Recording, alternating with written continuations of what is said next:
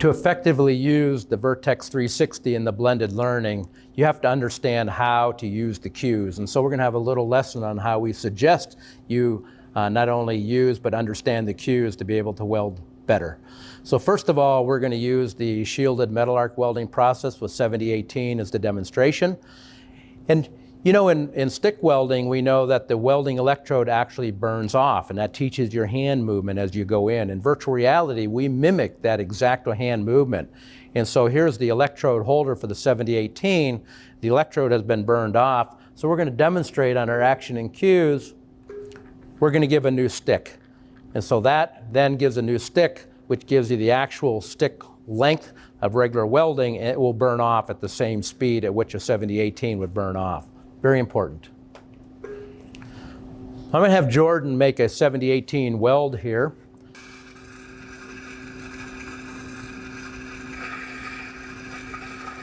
We'll take a look at that weld.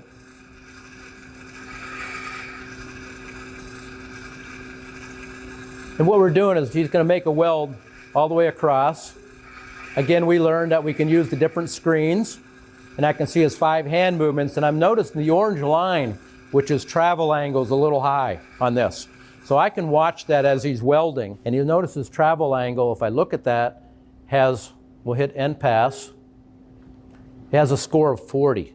All the other scores are 80 or better, and he's got a 40 on his angle. So we not only can look at this and see visually that his angle is off, we can numerically see that he has a problem with that angle. And so what we're able to do is isolate that if we want, and we can talk to Jordan about that and say your angle's a little bit off, but remember we want to use corrective action. So the idea on the cues is, even though there's 5 cues, we don't want to use all 5 at one time. Why? Because if you turn all 5 cues on at one time, then the operator is actually watching all the cues, is no longer looking at the puddle. It does become a video game. They may get a good weld, but they're not watching the puddle. And so when they go to the shop, they don't have all those cues on their electrodes, and then they can't make a good weld. So what we like to do is isolate, get one cue on there, because we put the cues at a certain angle that you're able to watch the weld and see the cue on your periphery. So you're not focusing on the cue, you're focusing on the puddle, but you can see the cue. And now you learn to make that weld, and then you drop that cue off, and then you go to your next thing if you need some help, until you can make your repetitive welds without any weld defects. So in this case, we had a little trouble with the travel angle. So I'm going to turn these other ones back on. And what we're going to do is we're going to come over to action and cues, and there's one on travel angle and work angle to help them out. So I'm going to give a new weld. I might have Jordan make another weld. We are going to look and see exactly what Jordan sees now. Now you can see he's got a couple cues there. Look down a little bit. There you go. Now he's got a green circle. When the green circle is right in the crosshairs, that means both angles, work angle and travel angle, are correct. Go ahead, and Jordan, go ahead and make a weld. Now he's keeping his travel and work angle in the green.